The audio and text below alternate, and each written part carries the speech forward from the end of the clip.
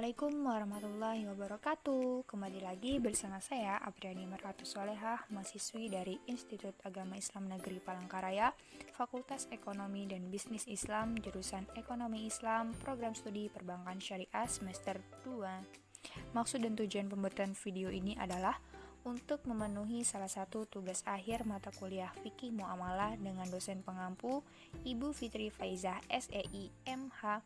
Enjoy my video guys. Berikut konsep rahan atau gadai. Apa itu rahan? Al-rahan atau gadai secara bahasa dapat diartikan sebagai al-thubut, al-habs, yaitu penetapan dan penahanan.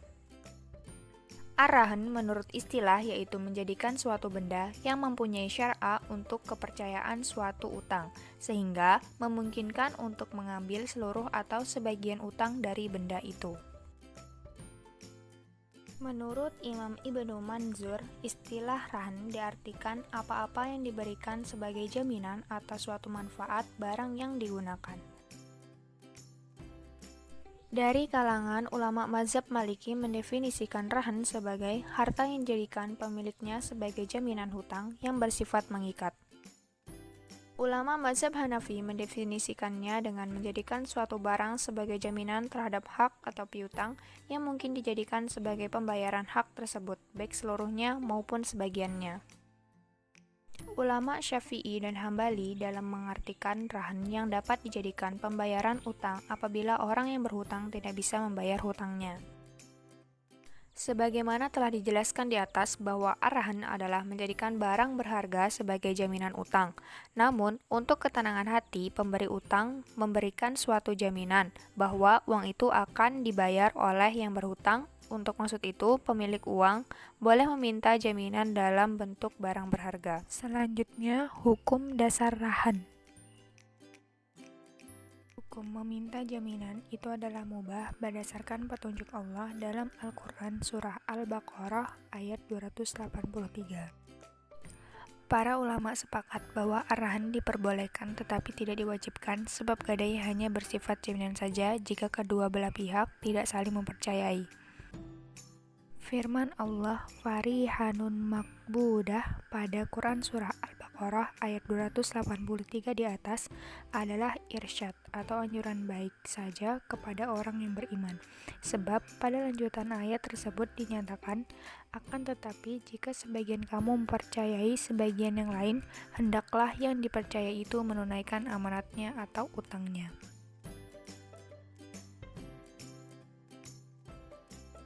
Adapun selanjutnya rukun dan syarat. Gadai atau pinjaman dengan jaminan suatu benda memiliki beberapa rukun. Yang pertama, akad ijab dan qabul. Contohnya, seseorang berkata, "Aku gadaikan mejaku ini dengan harga 10.000." Dan yang satu lagi menjawab, "Aku terima gadai mejamu seharga 10.000."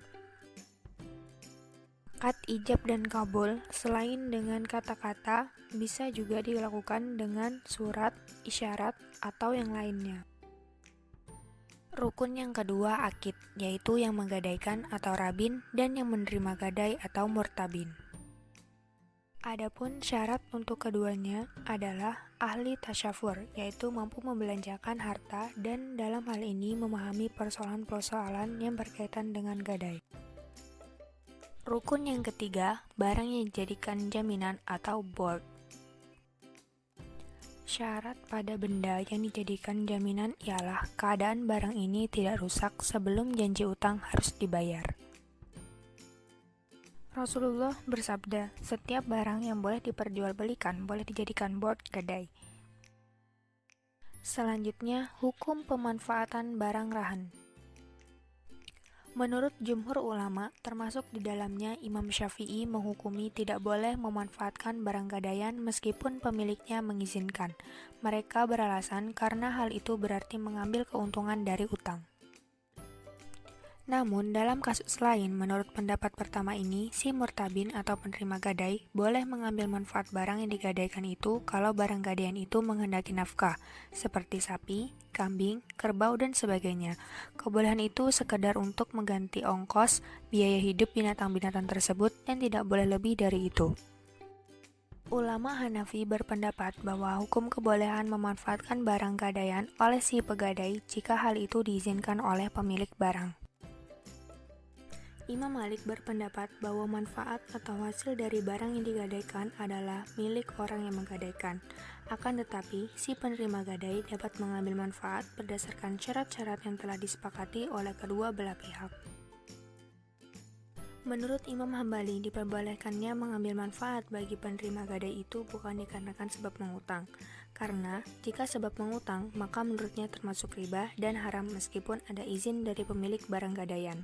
Menurut Hanafi, bahwa murtabin harus menanggung resiko kerusakan atau kehilangan marbun yang dipegangnya, baik marbun hilang karena disia-siakan maupun dengan sendirinya. Sedangkan menurut Syafi'iyah bahwa murtabin menanggung resiko kehilangan atau kerusakan marbun bila marbun itu rusak atau hilang karena disia-siakan murtabin. Untuk menjaga supaya tidak ada pihak yang dirugikan, maka dalam gadai tidak boleh diadakan syarat-syarat, sebab ada kemungkinan bahwa pada waktu pembayaran yang telah ditentukan untuk pembayaran utang harga marbun akan lebih kecil daripada utang rabin yang harus dibayar, yang mengakibatkan ruginya pihak murtabin. Sebaliknya, ada kemungkinan juga bahwa harga marbun pada waktu pembayaran yang telah ditentukan akan lebih besar jumlahnya daripada utang yang harus dibayar, yang akibatnya akan merugikan pihak rabin. Apabila syarat seperti di atas diadakan dalam akad gadai, maka akad gadai tersebut itu sah tetapi syarat-syaratnya batal dan tidak perlu diperhatikan. Anda bertanya, saya menjawab. Bagaimana jika meminjam uang dengan jaminan kemudian peminjam meninggal dunia? Bagaimana hukum barang jaminan tersebut? Secara akad sudah sah, karena akad tersebut sudah terjadi sebelum peminjam meninggal dunia. Artinya, akad tersebut sudah menjadi akad yang memiliki ketentuan hukum, tidak bisa dibatalkan karena kematian dari salah satu pihak yang bertransaksi. Jadi, dalam kasus ini, ketika si peminjam tersebut meninggal dunia, maka akad gadai tersebut diwariskan kepada ahli warisnya untuk melunasi hutang-hutang tersebut. Bagaimana jika orang yang memanfaatkan situasi, misalnya meminjam uang senilai 5 juta dengan jaminan sertifikat tanah, namun si peminjam tidak mampu membayar, lalu akhirnya si pemberi pinjaman menarik sertifikat tersebut, padahal nilainya. Maka dalam kasus seperti ini, apabila pada waktu pembayaran yang telah ditentukan, rabin belum membayar utangnya, hak murtabin adalah menjual marbun. Pembelinya boleh murtabin sendiri atau yang lain, tetapi dengan harga yang umum berlaku pada waktu itu untuk penjualan marbun tersebut. Hak murtabin hanyalah sebesar piutangnya, dengan akibat apabila harga penjualan marbun lebih besar dari jumlah utang, sisanya dikembalikan kepada rabin. Apabila sebaliknya, harga penjualan marbun kurang dari jumlah utang, rabin masih menanggung pembayaran kekurangannya.